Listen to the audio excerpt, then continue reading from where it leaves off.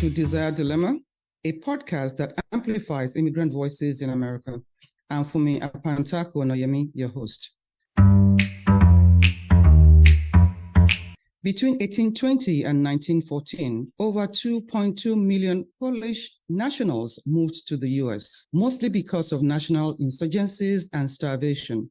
According to the U.S. 2021 census, there are 8.8 million Polish immigrants in America. They are the 8th largest ethnic group overall and the second largest Central European ethnic group in the U.S. Just as most immigrants, they have come for a better standard of living, better education, while some came to reunite with their families. Our guest today came to join our parents and siblings at age 13. Harvard Graduate School of Education states that immigration has a significant impact on teenagers' psychological well-being. Separation from parents during the immigration journey can lead to depression, anxiety, and stress while adapting to a new culture. On Desire Dilemma podcast, we'll discuss the desires of immigrants to reside in America, the dilemmas they face as they struggle with challenges. Our podcast advisor will render suggestions on how immigrants can adapt to the norms of America for their own psychological wellness. With me is Dr. Risa Jones, our podcast advisor. Our guest is Mrs. Alex Piechoki. At age 13, she traveled alone from Poland to the U.S. to join her parents and siblings. Hello, Dr. Jones. Hello. Good morning, Mrs. Piechoki. Good morning. Mrs. Piechoki, you traveled from Poland to the U.S. by yourself at age 13 to join your parents and siblings. How did you travel alone? So my parents moved here. Actually, my father moved here in 1984. So it was just me and my mom and my sisters living by ourselves for a couple of years. And then my mom joined him in early of 1988 with my oldest sister, leaving my middle sister and myself behind with my grandparents who took care of us. And because tickets were really expensive and we couldn't afford to move all of us at the same time, my parents were slowly moving us one bit at a time. So they bought my ticket for December of that year in 1988.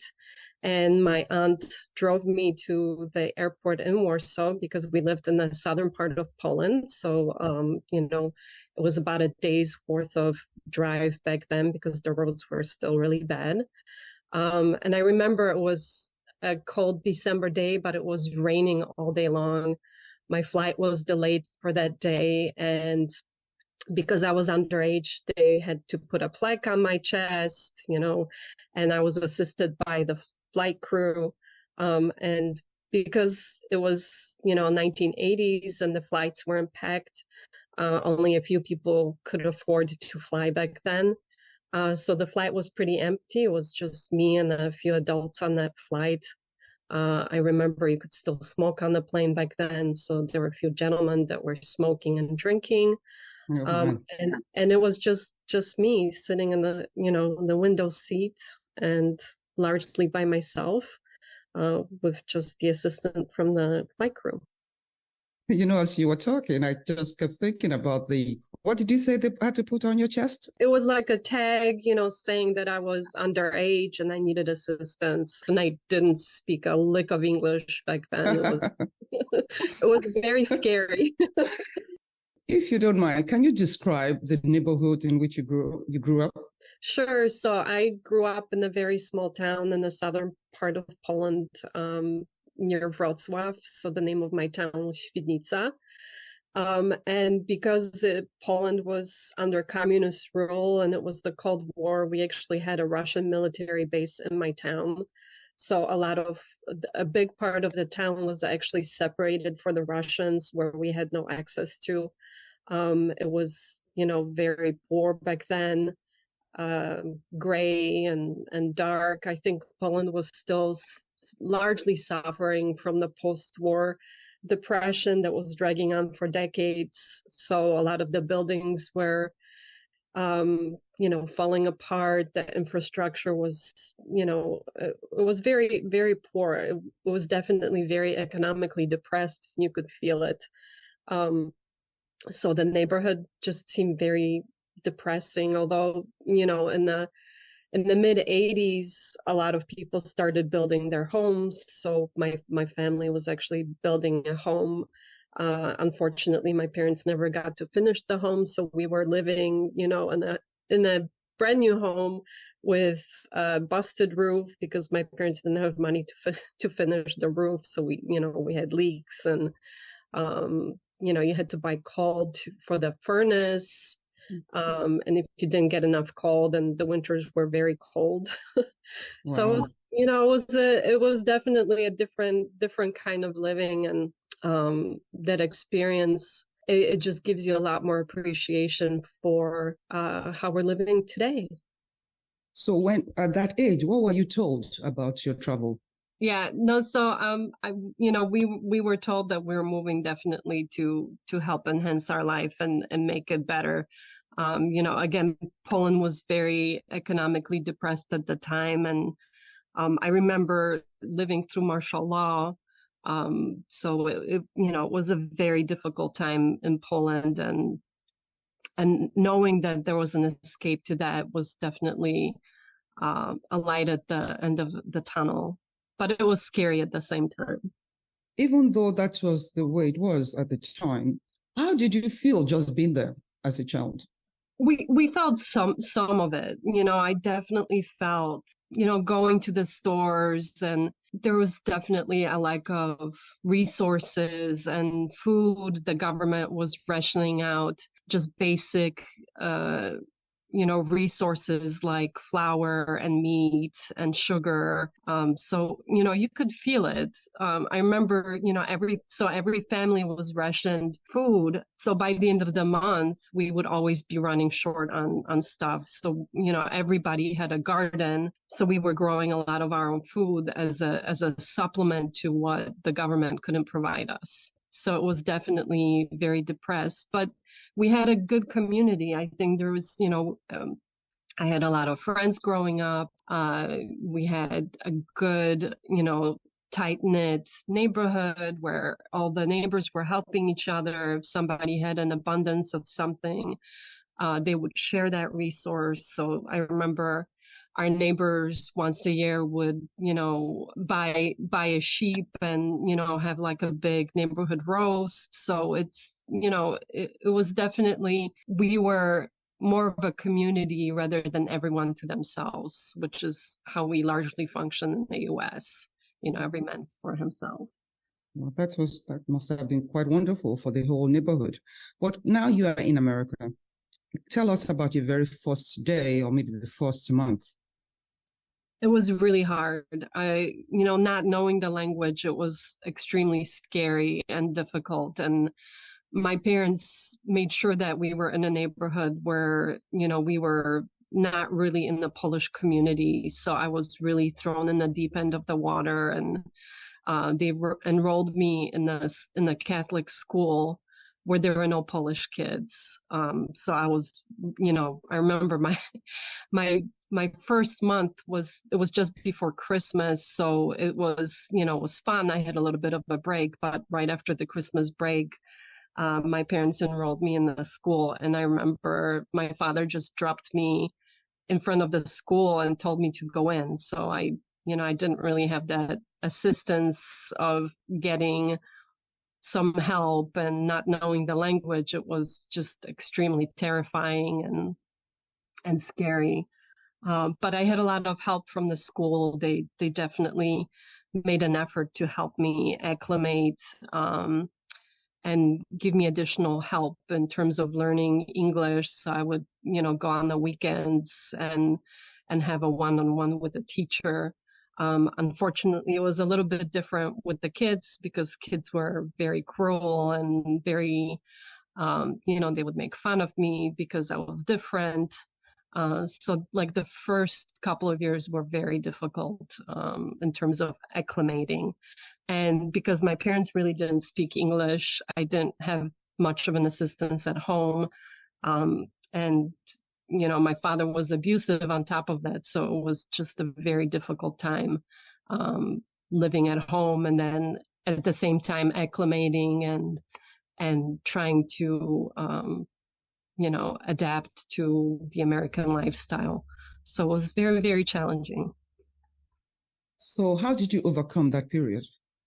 So I have a rebellious nature, and by the time I turned 16, I really was, urging my mom to move out and leave that relationship, because it was just really, it wasn't good for any of us. And I remember sitting my parents down, and because in the States, when you're 16, you can actually move out of the household. And I really sat them down and I said, I'm moving out. I'm done. I had a friend who was in college and had an apartment. So I prepared to move out and actually live on my own and finish high school with the help of a friend. And then my mom, there was a little bit of a wake up call for my mom. And, she said, give me 1 more month. We'll find an apartment. And that's what we did. She actually, got up the courage to leave my dad. And we found an apartment in Ravenswood in Chicago and moved out. But then at the same time, that meant that I had to pick up most of the adult responsibilities because my mom didn't speak English. So I was paying all the bills and writing the checks, taking her grocery shopping, and just really being the adult in that household, which was as a teenager going through high school, you're going through those changes, and then on top of that, having to be the adult in the room and take care of another adult and help get through that. So it was, those years were very challenging, and you actually got me to think a lot about that in the past few weeks. I never realized how much I took on to actually help my mom. And then when I turned 18, I was just really taxed and tired of having to take care of an adult, and I moved out, which forced my mom to really, pick up and start taking care of herself. And she actually took English lessons, and she was a seamstress working at a boutique, and she actually got a job at the Lyric Opera of Chicago as a costumer. So it helped her really, become the adult after me adulting for a bit. So I like to think that I helped her kind of push her in that direction and realize her best potential, because she was a really wonderful seamstress with an incredible talent, and she got to express that at the Lyric Opera. So I'm very proud of that. That's a beautiful story. So would you say that experience actually changed the trajectory of your life? Absolutely. I had a lot of challenges growing up, but having lived that immigrant lifestyle, so I grew up, I started college, but didn't have money to finish college. So I got a nail tech license, and I was working at a nail shop in Lincoln Park. And because you have that immigrant work ethic, you're a workhorse. You're constantly pushing yourself and working really hard. One of my clients actually worked in the ad industry, and she approached me about an opportunity at the company where she was working at. And she said, hey, I really think you'd be good at this. And so I started working in the ad industry in my 20s and actually made that my career. So I've been doing it for 20 years and really loving it. And now I'm working at a startup as a director of operations. And it's, that whole experience really prepared me to continue to work hard and not waste any opportunities that come my way. So really making the most of the American dream and really pursuing and pushing myself. Bravo. Wow. Such a beautiful story, the way you just moved from one period of time in which everything was so down to the point in which you had support and now you're living the American dream. Beautiful story. Thank you. Yeah, thank you. So I want you to give me one positive experience that you've heard in America. I'm sure you've had so many, but give me one that you really think shaped your life even much more. There are so many. Honestly, just meeting incredible people along the way that helped me realize my own potential and my own dreams. I've had an opportunity to work with some amazing women. For instance, my friend Kiki Powell, I remember working at an ad agency in Chicago, and my friend Kiki Powell was just an incredible mentor and someone who always, helped push me and really helped me overcome some of those challenges, especially in a working environment. But having that experience and being surrounded by women that really help you, encourage you, and really open up some doors. Those are opportunities that rarely come along. But being surrounded by people that provide that support is just incredible. So I'm lucky to have a really good group of friends where not only do we bounce different ideas off of each other, but support each other in those endeavors. It's really nice and refreshing. At a particular point, you returned to Poland. Yes. With your new family. Tell us about that experience. So in 2019, my husband and my kids, we decided to move back to Poland. A couple of years before that, we went to visit my sister, who lives in Poland, and we just really fell in love with the country. I mean, it's really gone transformation, especially being part of the EU. The economic growth and just really the resurgence, and the country was essentially reborn. So having gone back and visited my sister, we really just fell in love with the town that I grew up in. And my job was actually really open to me working remotely across the pond. So we just kind of decided to move in June of 2019. And we had a wonderful apartment. We actually had an apartment where there used to be the Russian barracks when I was growing up in Świdnica. The city was really nice and everything's been renovated. I had a lovely veggie shop, and I had a butcher and a bake shop, and it was just a small little town, right, sandwiched between the hills in Poland. So it was very beautiful and romantic. Unfortunately, it was just 6 months before COVID. So just as we were adapting to our new life, COVID hit, and everything just kind of tumbled. We actually moved with the intent to move there permanently, with the hopes of really making a life. We had plans to build a house, and we actually bought a piece of land. And then unfortunately COVID happened and everything just kind of toppled. And then the war in Ukraine broke out, which was very scary.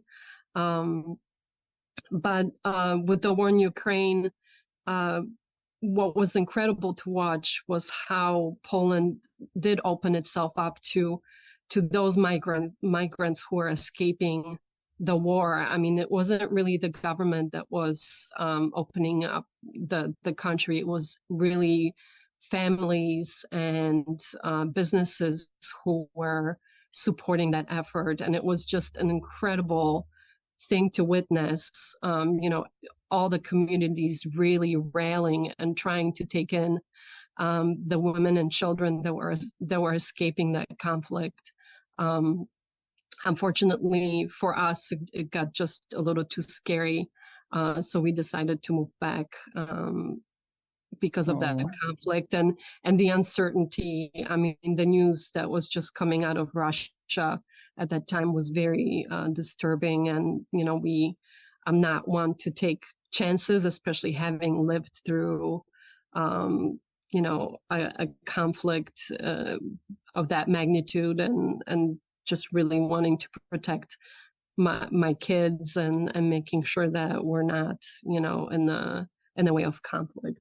Yes, well, I'm so sorry to hear that. That would have been just wonderful to stay and enjoy the people. You have two very, very, very wonderful boys. I was able to hear them the last time we spoke, and I know you're proud of them, no doubt. I want to understand what your thoughts are about their future in America. I hope their future is bright. They're very studious, so they like to study. But I think because they lived in Poland and had that opportunity, I think their world perspective is definitely a little bit wider. And because I was able to get them their Polish citizenship, they're also EU citizens. So I'm hoping that they have the opportunity to decide for themselves where they want to live. The world is bigger. There are a lot more opportunities. But I'm not sure how I feel about America. I think the US has to have a little bit of a reflection on how we're moving forward. I think what's scary to me is all the gun violence. I mean, that scares me. I think that was partially why we wanted to move out of the country to begin with, was because of that gun violence. I mean, that what scared me was my kids having, active shooter drills at school. Nowhere else in the world do you experience that unless you're in a war zone. This is, there's something broken here in terms of that, and I think that needs to get addressed, and that scares me. Yeah, that's quite scary for all of us, actually, because you can't not tell where this will happen. In the past, we used to think that it will have to be in a big city, but as you can see in Maine, that was a very small town, and all of that happened. I just couldn't believe that they had such chaos in which they couldn't even control the situation. But what are you grateful for about America? I am grateful for the opportunities and the abundance of resources. I don't, one of the biggest things moving here, what people living here take for granted is the abundance of resources. You go to the store and the shelves are full. When you're living in a country that's depressed or that's going through a conflict, those resources are scarce. And, I think that's the biggest thing that I'm grateful for is having that access to those resources. It's incredible, and I'm grateful for that. Dr. Jones, how are you again? Oh, very good. I'm so appreciative to you, Alex, for sharing your story and giving us a snapshot of your life and experience. Thank you. I think from your story, Alex, and so many stories, you illuminate and illustrate both informal and formal coping strategies, as well as ways of using your strengths to succeed and prosper and connect. You know what I'm really impressed by? I couldn't believe that at age 16, she actually had the, I don't know what to say, guts, if I would, to sit your parents down and say, look, I want you to change for me, or I'm moving out. That was a very scary day. I remember shaking, but I knew that it was necessary. Like I just, I personally couldn't live in that toxic household. And I remember my mom would, she kept on promising me that she was going to move out. But I'm sure it was scary for her too, especially not knowing English and not knowing, how she was going to take care of herself and her kids. So I'm, looking retrospectively as a parent, I can't imagine how hard that must have been for her. But at the same time, it was, for me, it was something that I just had to do. And, I had to get the balls and do it. And I was ready. I remember planning it with my friend because, I had that friend who was, had an apartment, and just really planning it with her and hey, this is when I'm going to talk to my parents. I'm going to be packed and ready to go. And, I decided to give my mom that one last chance because it was also scary for me. I really didn't want to move out and be on my own. So I'm grateful that my mom, really got her courage and decided to leave with me, which ended up being, a really, even though it was difficult, it was a good experience for both of us. Yes, as our host mentioned, not everyone has that wherewithal, that resilience, that strength, that wisdom and discernment at any age, let alone being a teenager. If you were going to pull from your experience and think about giving advice to maybe new immigrants who are challenged by both the compounding effects of an abusive household, as well as you mentioned that you were in a community that was non-Polish, so the language wasn't there. The school didn't have a Polish community. What advice would you give for families? You said, the U.S. is rich in resources. What would you now say to yourself or to somebody else in terms of accessing resources to support one moving through that kind of situation? Honestly, just try to seek help, or seek assistance from whether it's friends or, I'm sure there are centers that offer some assistance to immigrants. Seek help, and you don't have to do it by yourself. It can be scary and daunting, especially when you're in abusive households, to do it on your own. And knowing that there can be help, you just have to find it. I mean, we have, the internet. It's at our fingertips. You can use your phone to search for help. Get that help because it can go a long way, and people don't have to do it on their own. Whether it's seeking assistance for the abuse or seeking assistance as an immigrant or finding that community, it's really important, and understanding that you can lean on other people to help you get through the difficult stuff. Yes, and I think more and more social services and therapeutic services are becoming more culturally relevant and culturally have the cultural humility to appreciate the complexity of people's lives, like you shared with us, that it wasn't just one thing, it was many things that you were dealing with. And so I think when people seek out those services, it's so important that they find the fit and the match. And like you said, there are resources that exist, and that just like you did, by thinking about what you want in your life, just as the same reason why your family moved, what they wanted in their life, you can be a self-advocate and really look at your own experiences. So at this time, I just want to thank you so much for your advice, Dr. Jones. Mrs. Piechoki, I can't tell you that I would like to know more. I mean, you've told us so much about you. I don't know whether this is the time to say we are so proud of you. Thank you. Because this is a beautiful American story, in truth, that a lot of people come and they just can't overcome, which is quite sad to know that you were able to do that at a teenage period of your life. Just unbelievable. And we're just happy to have you here to hear your story and to know that many people can take from your story and apply to what they're going through today. To our audience, thank you all for listening to our podcast on immigrants' desires to come to America and their dilemmas in staying in America.